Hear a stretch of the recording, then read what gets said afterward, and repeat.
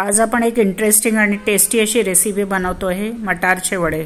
बघू शकता किती सुंदर दिसत आहे। एकदम टेस्टी आणि झटपट होणारी रेसिपी आहे। थंडीच्या दिवसात काही गरम गरम खावंसं वाटत असेल तर हे वडे एकदम परफेक्ट पर्याय आहे आणि खूप झटपट होतात, कमी साहित्यात होतात। बघू शकता किती क्रंची झालेले आहे, एकदम कुरकुरीत वडे आहे। मी तोडून दाखवते तुम्हाला। बघा आतनं किती सॉफ्ट आहे आणि बाहेरनं कुरकुरीत आहे। असे हे एकदम टेस्टी असे वडे सोप्या पद्धतीने कसे करायचे ते मी तुम्हाला सांगणार आहे। बऱ्याचशा टिप्स देणार आहे, तेव्हा व्हिडिओ शेवटपर्यंत नक्की बघा। माझ्या चॅनेलवर खूप साऱ्या रेसिपीज टाकलेले आहे, लंच, ब्रेकफास्ट, डिनर आणि स्वीट डिशेस। त्या तुम्ही चॅनेलवर जाऊन बघू शकता। माझ्या चॅनेलला सबस्क्राइब करायला विसरू नका। चला तर सुरू करूया रेसिपीला। नमस्कार, मी अनिता, माझ्या चॅनेलवर तुमचं स्वागत आहे। आज आपण मटारचे वडे बनवतो आहे। त्याच्यासाठी आपण 1 वाटी मटार घेतलेले आहे। हे फ्रेश मटार आहे, इथे फ्रेश मटारचाच वापर करायचा। आता आपण गॅसवर एका भांड्यामध्ये पाणी बॉईल करून घेतलेले आहे। त्याच्यामध्ये आपण धुतलेले 1 कप मटार आता ह्याच्यात टाकून घेतो आहे आणि त्याला व्यवस्थित शिजवून घेतोय। 5 ते 6 मिनिटं आपण कमी गॅसवर या मटारला शिजवतो आहे। खूप जास्त सॉफ्ट करायचे नाही आहे मटार आपल्याला।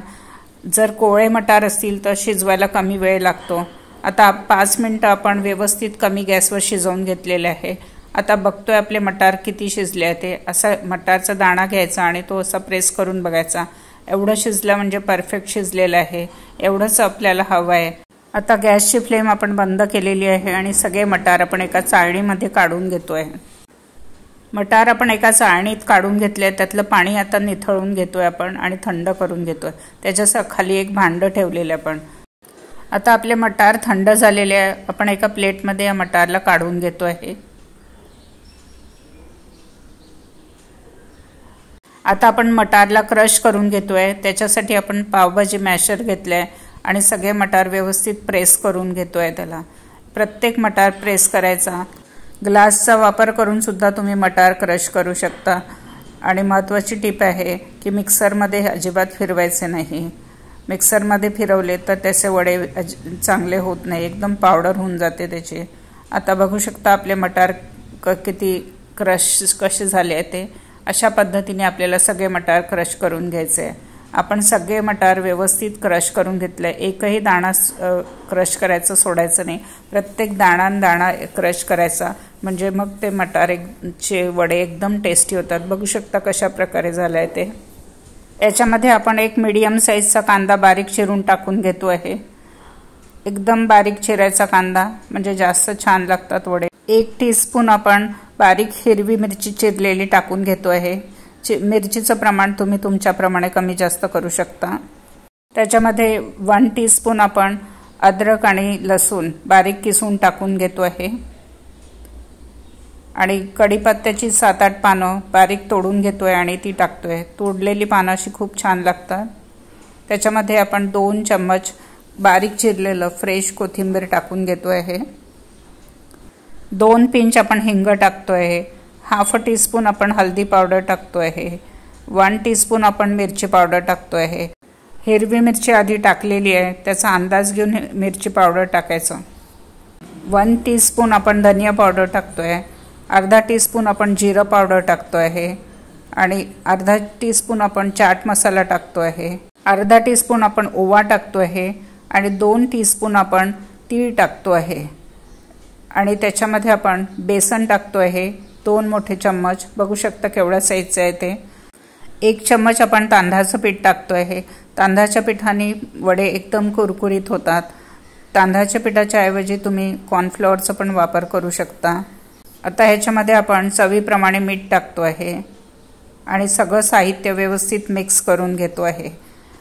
आता अजिबात पाण्याचा वापर करायचा नाही, सगळं साहित्य व्यवस्थित मिक्स करून घ्यायचं। सगळं साहित्य आपण व्यवस्थित मिक्स करून घेतलेलं आहे। बघू शकता कसं दिसतंय ते। आणि याच्यामध्ये आपण 2 टीस्पून पाणी टाकून घेतो आहे आणि छान व्यवस्थित मिक्स करून घेतो आहे।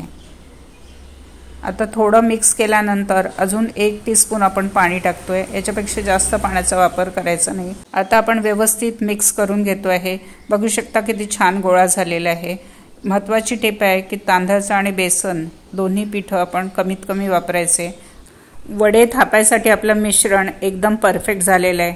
आपल्याला ज्या साईजचा वडा करायचा आहे तेवढ्या आकाराचा गोळा आपण घेऊन घेतलेला आहे आणि त्याला एकदम पातळ छान थापून घेतोय। पातळ थापणं महत्त्वाचं आहे। बघू शकता थिकनेस कसा आहे, तर एवढा थिकनेसवर आपण सगळे वडे थापून घेतो आहे।